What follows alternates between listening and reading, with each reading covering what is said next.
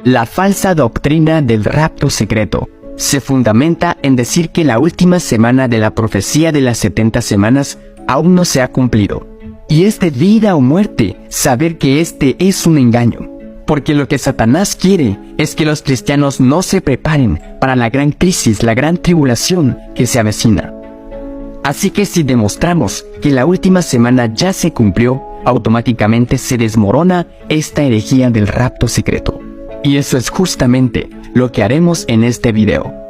Primero recordemos que las 70 semanas se dividen en 3 partes: 7 semanas, 62 semanas y 1 semana. Y si 7 semanas más 62 semanas que terminan en el otoño del 27 suman 69 semanas, pero la profecía era de 70 semanas, eso significa que después del año 27, cuando terminan las 62 semanas, vendría la última semana. ¿Y qué es lo que iba a pasar después de las 62 semanas? Después de las 62 semanas, se le quitará la vida al Mesías. Si eso sucedería después de las 62 semanas, ¿a qué semana nos metería? Exacto, a la semana 70, la última semana. Porque no podemos decir después de las 62 y que ocurra en las 62. Después de las 62 semanas, se le quitará la vida al Mesías, sin que él intervenga en esto. Y el pueblo de un príncipe que está por venir, destruirá la ciudad y el santuario. ¿Quién es ese príncipe? No es el anticristo. Decir que el anticristo es ese príncipe saca totalmente de contexto las 70 semanas. La estructura de las 70 semanas exige que este príncipe sea el mismo Jesús. Porque primero dice, hasta que llegue el Mesías príncipe. Después, se le quitará la vida al Mesías. Después, el príncipe que está por venir. Después, ese príncipe confirmará su pacto con muchos. ¿Y quién confirmó el pacto con muchos? Jesús les dijo, porque esto es mi sangre del nuevo pacto, que es derramada por muchos para perdón de los pecados. Además, en el Antiguo Testamento jamás se le llama al anticristo príncipe, sino a Cristo Jesús. Él es el príncipe de los ejércitos, el príncipe del pacto, el príncipe de paz. Miguel, el gran príncipe. Pero ¿por qué el pueblo destruiría la ciudad y el santuario? Porque se rechazaría al Mesías, y eso provocó después la destrucción de Jerusalén. Es decir, ellos mismos provocaron esa destrucción. El mismo pueblo de Israel fue el que trajo la destrucción de Jerusalén en el año 70 por haber rechazado al Mesías. Así que ahora que ya sabemos quién es el pueblo y quién es el príncipe, veamos en qué parte de la última semana moriría el Mesías. Durante una semana, ese príncipe confirmará su pacto con muchos, pero a la mitad de la semana suspenderá los sacrificios y las ofrendas. Esto sucedería en la semana 70, es decir, en la última semana, que realmente son 7 años.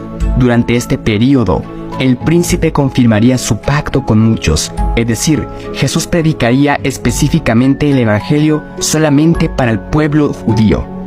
Esto es porque las 70 semanas eran la última oportunidad para el pueblo de Israel. Por eso Jesús fue enviado a las ovejas perdidas de Israel. Pero después de que se terminaran las 70 semanas, el evangelio también pasaría a ser para los gentiles. Y como el Mesías moriría a la mitad de la semana, sabemos que Jesús murió en el año 31. ¿Pero cómo sabemos que Jesús murió en el año 31?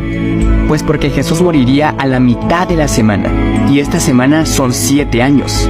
Y la mitad de 7 es 3.5. O sea que Jesús primero se bautizaría en el año 27 y 3.5 años después moriría. Pero del 27 al 31 no hay 3 años y medio. ¿Cómo entendemos esto? La respuesta es sencilla. Los cálculos se hacen utilizando el calendario hebreo, que era el que existía en los tiempos de Daniel. Así que sabemos que Jesús se bautizó en el otoño del año 27, y aquí comienzan los 3 años y medio. Al otoño del 28 hay 1 año. Al otoño del 29 hay 2 años. Al otoño del 30 hay 3 años. A la primavera del 31 hay 3 años y medio. ¿Murió Jesús en la primavera? Sí, es cuando se realizaba la Pascua. Y Jesús es la Pascua. Es también cuando cae Semana Santa, o sea, finales de marzo, principios de abril. ¿Y qué iba a pasar con la muerte de Jesús a la mitad de la semana? Se suspenderían los sacrificios y las ofrendas. Porque todos esos sacrificios de corderos y animales que se hacían en el Antiguo Testamento, toda esa ley ceremonial, apuntaban al Cordero verdadero que moriría en la cruz. Cuando Jesús murió en la cruz, se terminó para siempre esa ley ceremonial. Por eso es que cuando Jesús murió, en ese momento el velo del templo se rasgó en dos, de arriba a abajo. Se rasgó de arriba a abajo, porque era Dios quien estaba diciendo: hasta aquí se terminaron los sacrificios y las ofrendas, hasta aquí se terminó el santuario terrenal, pues el Cordero verdadero ha muerto. Y como aún nos faltan 3 años y medio para finalizar las 70 semanas, es ahí cuando llegamos al año 34 después de Cristo, cuando Esteban fue apedreado. Pero ¿cómo es que del año 31 al año 34 hay 3 años y medio? La respuesta nuevamente es que hacemos las cuentas según el calendario judío. De la primavera del 31 al otoño del 31 hay medio año. Del otoño del 31 al otoño del 32 hay 1 año y medio. Del otoño del 32 al otoño del 33 hay 2 años y medio. Y del otoño del 33 al otoño del 34 hay 3 años y medio. Cuando Esteban fue apedreado. Pero ¿por qué con el apedreamiento de Esteban termina las 70 semanas y el fin del plazo para los judíos que rechazaron a Jesús? Pues porque Esteban fue el último profeta de Dios y él tenía que sellar la visión. En el Antiguo Testamento, cuando el pueblo caía en rebeldía contra Dios, Dios enviaba a un profeta. El profeta siempre decía cómo el pueblo había quebrantado el pacto de matrimonio con Dios. Se daba una lista de cómo Dios había sido bueno. Luego venía la acusación contra el pueblo y finalmente la sentencia. En Hechos el capítulo 7 eso es justamente lo que pasa. Pero a diferencia de los profetas del Antiguo Testamento, Esteban esta vez no dio mensaje de arrepentimiento. Esteban selló la visión, porque al estar muriendo, en visión profética vio a Jesús sentado a la diestra de Dios. Después de la muerte de Esteban, el evangelio ahora no sería solamente para los judíos, ahora pasaría también a ser para los gentiles. No es casualidad que después del apedreamiento de Esteban, el judío Saulo de Tarso se volvió el gran apóstol Pablo para los gentiles. Así que esta es la profecía de las 70 semanas y se cumplieron hace mucho tiempo. Pero ¿recuerdas que en el video anterior hablamos de las 2300 tardes y mañanas? Se ha concedido a tu pueblo y a la santa ciudad un plazo de 70 semanas. Esa palabra concedido en el hebreo es la palabra cortado o separado. ¿Y de qué periodo de tiempo serían cortadas estas 70 semanas?